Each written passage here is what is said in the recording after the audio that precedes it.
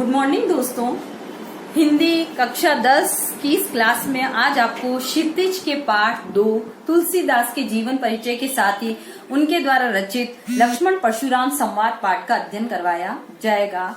पहले हम उनके जीवन परिचय पर एक निगाह डालें तो तुलसीदास का जन्म उत्तर प्रदेश के बांदा जिले के राजापुर नामक गांव में 1589 ईस्वी के अंदर माना जाता है। इनके पिता का नाम आत्माराम और माता का नाम हुलसी था। मूल नक्षत्र में पैदा हुए थे, इसीलिए बचपन में ही इनके माता पिता ने इनका परित्याग कर दिया था। इसीलिए इनका जो बचपन है वह कष्ट में व्यतीत हुआ। रत्नावली नामक एक विदुषी स्त्री के साथ इनका विवाह संपन्न हुआ।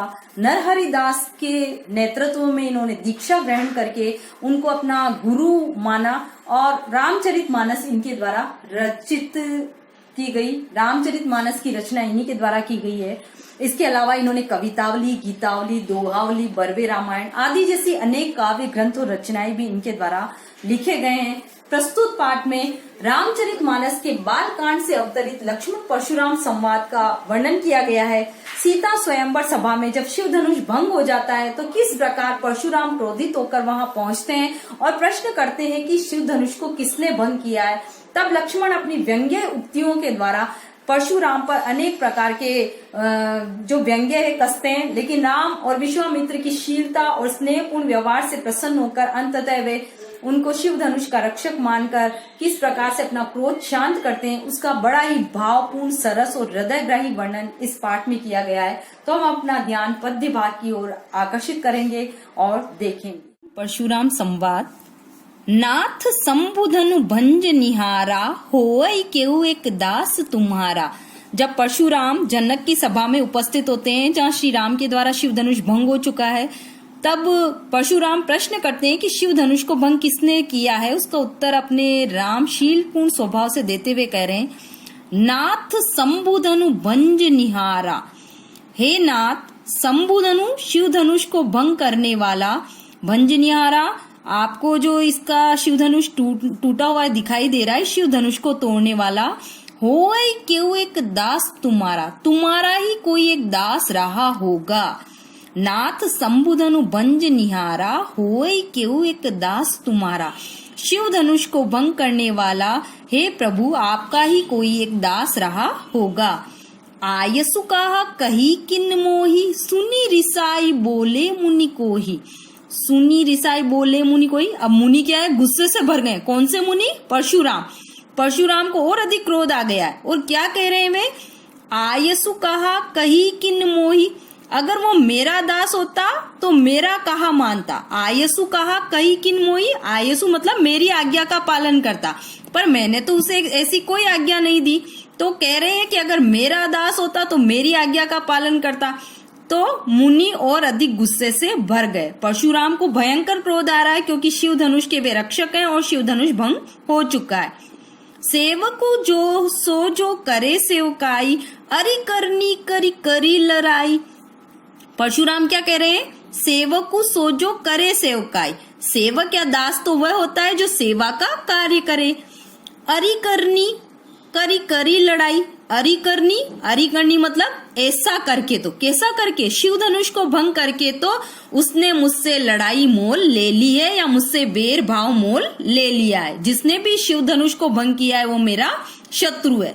सुनो राम जय शिव धनु तोरा, सहस बाहु सोस रिपु मोरा। फिर परशुराम राम से करे, सुनो राम, हे राम सुनो, जो शिव धनु तोरा, जिसने भी इस शिव धनुष को तोड़ा है, सहस बाहु समसो रिपु मोरा। रिपु का मतलब शत्रु। किसके समान वो मेरा शत्रु है? सहस्त्र बाहु के समान वो मेरा अघोर शत्रु है। सो बिलगाऊ बिहाई समाजा। तो सो बिलगाऊ उस व्यक्ति को जिसने शिव धनुष को तोड़ा है। बिलगाऊ का मतलब होता है अलग करना। बिहाई समाजा, इस समाज से अलग कर दो। जिसने भी शिव धनुष को तोड़ा है उससे इस समाज से अलग कर दो।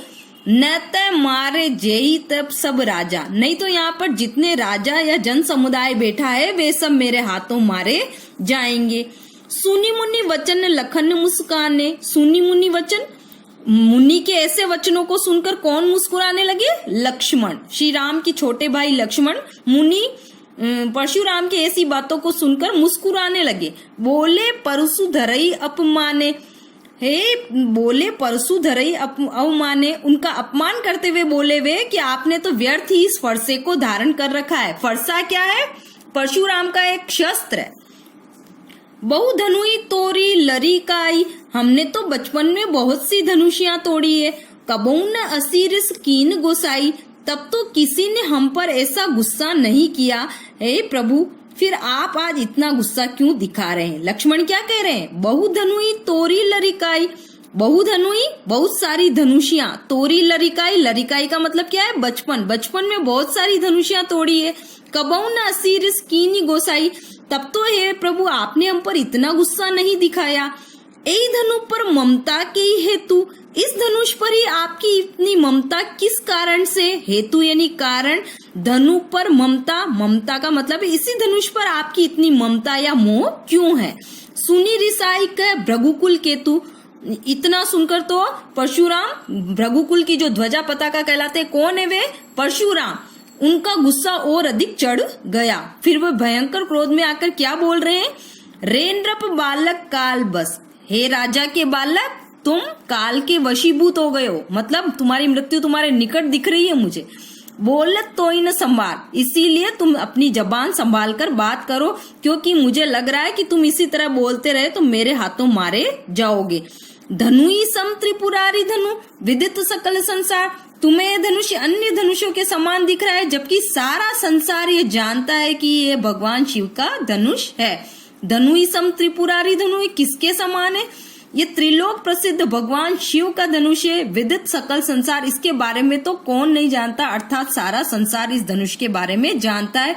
तुम ये साधारण धनुष कह रहे हो, जबकि यह कोई साधारण धनुष नहीं है। अगले पद्य में देखिए, लखन कहा हंसी हमरे जाना, लखन कहा हंसी हमरे जाना, सुनो देव सब धनुष समाना। लक्ष्मण हंसकर क्या बोलने लगे? वे परशुराम की खिल्ली उड़ाते कह रहे हैं कि हे मुनि, हमारे लिए तो सब धनुष ही एक समान है। काशति लाभ जून धनु तोरे, और अगर एक पुराना धनुष टूट भी गया तो इसमें क्या तुम्हारी हानि हो गई? देखा राम नयन के भोरे, राम ने तो केवल अपने तिरछे नैनों से इसकी ओर देखा।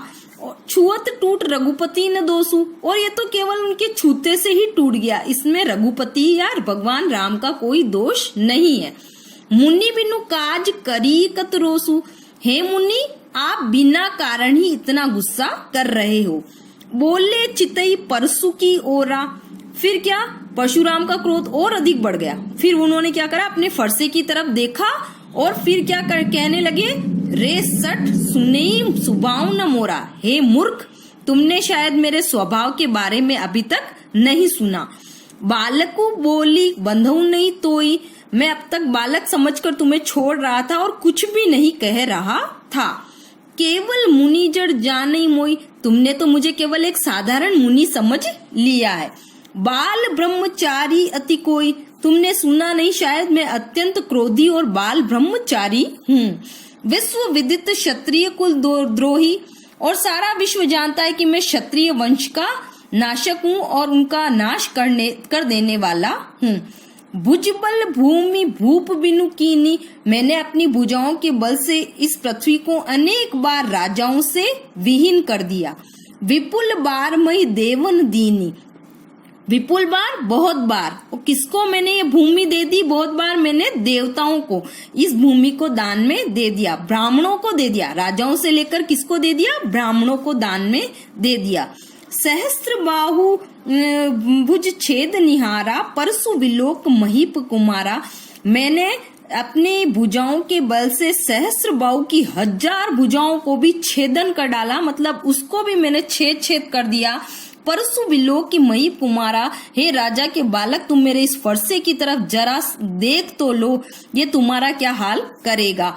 मातु पितई जनि सोच बस, करसी मही सकी महिष किशोर, गर्भन के अर्भन दलन, परसु मोर अति घोर। अब परशुराम अपने फरसे की किस प्रकार से महिमा बता रहे हैं वो देखिए। मातु पितु जानी सोच बस, हे राजा के बालक, तुम्हारे माता पिता का सोच करके मैंने तुम्हें छोड़ दिया है, मतलब मेरे फरसे में इतनी ताकत है कि मैं तुम्हें अभी मार गिराऊं। लेकिन तुम्हारे माता पिता की चिंता करके मैंने, हे राजा के बालक, अभी तुम्हें छोड़ दिया है, वरना मेरे फरसे में कितनी ताकत है। मेरा फरसा इतना भयंकर घनघोर है, गर्भन के अर्बंदल, ये गर्भ के शिशु को भी नष्ट कर डालता है। फरसु मोर अति घोर, मेरा फरसा अत्यंत भयंकर है। बस आज यहीं तक। अगर आपको कोई परेशानी है तो मुझे अपने व्हाट्सएप नंबर पर कॉल करें, अन्यथा आप इस पद्यांश का व्याख्या करने का प्रयास करेंगे। और आज के लिए इतना ही। नेक्स्ट वीडियो में आगे पढ़ेंगे हम। तब तक के लिए धन्यवाद।